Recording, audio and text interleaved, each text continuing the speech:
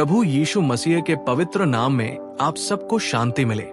आज हम एक बहुत महत्वपूर्ण विषय पर विचार करने जा रहे हैं और वो है सच्चे सुसमाचार और झूठे सुसमाचार के बीच अंतर को पहचानना।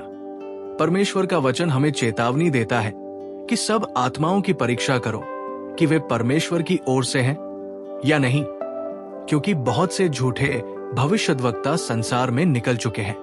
जैसा कि 1 यूहन्ना 4:1 में लिखा है, हे प्रियो, हर एक आत्मा की प्रतीति न करो, परंतु आत्माओं को परखो कि वे परमेश्वर की ओर से है कि नहीं।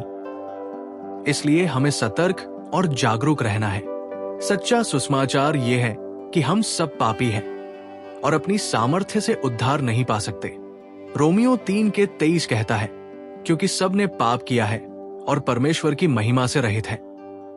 और रोमियो 6:23 में लिखा है, क्योंकि पाप की मजदूरी तो मृत्यु है, परंतु परमेश्वर का वरदान हमारे प्रभु मसीह यीशु में अनंत जीवन है। उद्धार केवल यीशु मसीह के द्वारा मिलता है, जैसा कि यूहन्ना 14:6 में प्रभु कहते हैं, मार्ग और सत्य और जीवन मैं ही हूं। परंतु आज कई स्थानों पर सुसमाचार को इस प्रकार प्रस्तुत किया जाता है कि यदि आप विश्वास करेंगे तो आपको धन, स्वास्थ्य और सफलता अवश्य मिलेगी। लेकिन बाइबल हमें ये नहीं सिखाती। 1 तीमुथियुस 6:5 में लिखा है कि कुछ लोग भक्ति को लाभ का साधन समझते हैं। और 1 तीमुथियुस 6:9 चेतावनी देता है कि जो धनी होना चाहते हैं वे परीक्षा और फंदे में पड़ते हैं। झूठा सुसमाचार मनुष्य को केंद्र में रखता है, जबकि सच्चा सुसमाचार परमेश्वर को केंद्र में रखता है। 1 कुरिन्थियों 2:2 में प्रेरित पौलुस कहते हैं, मैंने ये ठान लिया कि तुम्हारे बीच यीशु मसीह, और वह भी क्रूस पर चढ़ाया हुआ, उसके सिवाय और कुछ न जानो। सच्चा संदेश हमेशा मसीह और उसके बलिदान पर केंद्रित होता है, न कि मनुष्य की इच्छाओं पर। बाइबल हमें यह भी सिखाती है कि मसीही जीवन में कष्ट और दुख भी होंगे। फिलिपियों 1:29 कहता है, क्योंकि मसीह के कारण तुम्हें ये अनुग्रह दिया गया है कि न केवल उस पर विश्वास करो, परंतु उसके लिए दुख भी उठाओ। और 2 तीमुथियुस 3:12 में लिखा है, जो कोई मसीह यीशु में भक्तिपूर्वक जीवन बिताना चाहता है वह सताया जाएगा। प्रभु यीशु ने स्वयं कहा कि जो उसका अनुसरण करना चाहता है उसे अपने आप का इनकार करना होगा।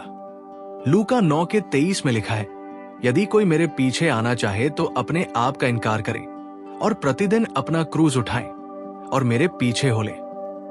यह हमें दिखाता है कि मसीही जीवन आराम और सुविधा का नहीं, बल्कि समर्पण और बलिदान का जीवन है। जब कोई यह सिखाता है कि विश्वास के द्वारा हम सब कुछ नियंत्रित कर सकते हैं, तो ये परमेश्वर की प्रभुता को कम करता है। लेकिन बाइबल कहती है कि परमेश्वर सर्वोच्च है। यशायाह 46:10 में लिखा है, मैं आदि से अंत का और प्राचीन काल से उन बातों का जो अभी तक नहीं हुई वर्णन करता हूं। मेरी युक्ति स्थिर रहेगी। हमारा विश्वास परमेश्वर को नियंत्रित करने के लिए नहीं, बल्कि उस पर भरोसा करने के लिए है। झूठी शिक्षा का एक और खतरा यह है कि ये लोगों का ध्यान भौतिक चीजों पर केंद्रित कर देती है। लेकिन मत्ती 6:33 में प्रभु कहते हैं, पहले तुम उसके राज्य और धर्म की खोज करो तो ये सब वस्तुएं भी तुम्हें मिल जाएंगी। और कुलुस्सियों 3:2 हमें सिखाता है, ऊपर की वस्तुओं पर ध्यान लगाओ, न कि पृथ्वी की वस्तुओं पर। हमें हर शिक्षा को परमेश्वर के वचन के अनुसार परखना चाहिए। प्रेरितों के काम 17:11 में लिखा है कि बेरिया के लोग बड़े उदार थे और उन्होंने बड़े उत्साह से वचन को ग्रहण किया और प्रतिदिन पवित्र शास्त्रों में खोज करते रहे कि ये बातें ऐसी ही है या नहीं। यह हमारे लिए एक आदर्श है कि हम हर बात को बाइबल से जांचें। हमें अपने विश्वास को केवल यीशु मसीह पर स्थिर रखना है। इब्रानियों 12:2 कहता है, विश्वास के कर्ता और सिद्ध करने वाले यीशु की ओर ताकते रहो।